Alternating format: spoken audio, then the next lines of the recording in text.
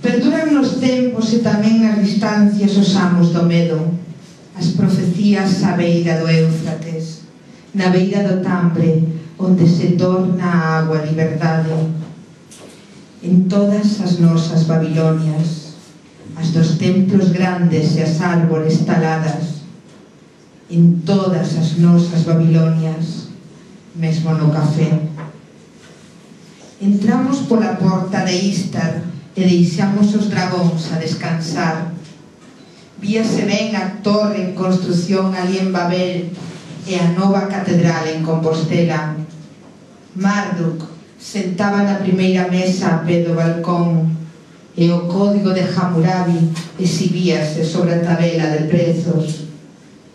Era bom o café e mellor o chocolate. Ainda así, ficaban mesas libres de soños por dicer.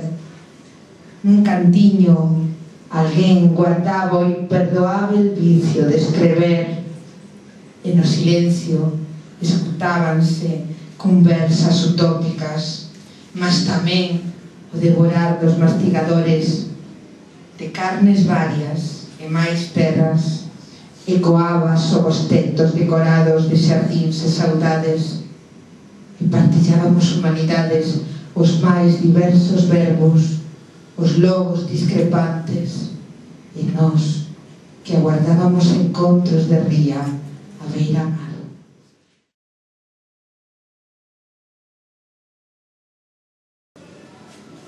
A miña avoa cría nas meiras e alá, polo 1984, ensinoume a facer apócemas con ortigas para acabar co mal de ollo. Pero levábamos a mala sorte incrustada na pel dos brazos como un sinal de nacemento e non había forma de despegala. Un día agarrei o esparto de mamá e frotei ata deixar os brazos enteiros, vermellos, de rabia. E non marchou. Mala sorte seguiu dentro de nós. Empuxábanos para o fondo da bufarda, tapábanos as bocas con follas de eucalipto, inventaba goteiras para nos arrefriar a cabeza e a alma. Así que decidín empezar a construir e inventei o xardín de inverno para meter a tristura en bolsas de chuvia e manter a mala sorte ben afastada de nós. E agora ela aparece nos meus soños co pelo mollado de traballar na casa. E dedícame sorrisos auténticos deses que che quedan gravados na cabeza para sempre. E eu non sei como sair dese fotograma, quedo bloqueada na expresión do seu rostro. E desde aí só consigo ir cara atrás cando as dúas estábamos vivas. Cando as dúas estábamos vivas e nos saían de casualidade palabras inventadas coas que ditábamos dicionarios cifrados.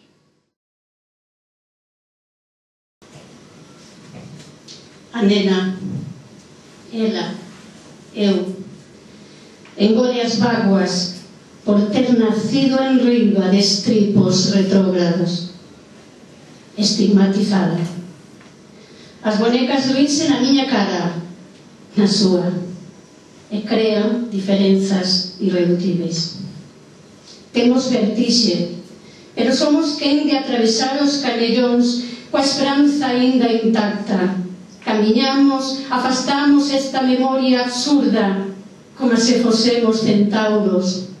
Sei que haberemos superar a suposta estereotipia, pois hai un iris que nos quece polas coxas e comprobo que xa non gabean contos polo meu en Vigo, nin xiro no movimento sísmico da lavadora.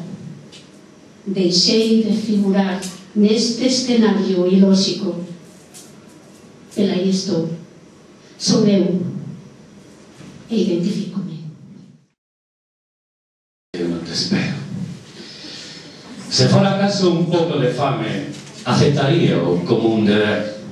Mas se esta marabunta, que vai en procesión, deixando intactas todas as cousas, preservando a fertilidade do mundo, para que todo seja ser tan fermoso como inútil, tan conmovedor como estes gramos de tinta que a ninguén consola, e que son as mesmas palabras que empregan os demagogos, os comerciantes, os publicistas, a igrexa, os banqueiros, os que aman, os que odian, as mesmas que empregan os sádicos para aniquilar as súas víctimas.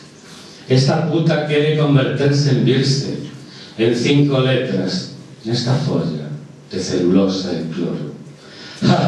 Se cando digo o futuro forcase nunha figueira vencida polas brevas, anegando o léxico de seme, deixáramos de coleccionar pobrezas entre tanta seriedade, tanta política, tanta poética.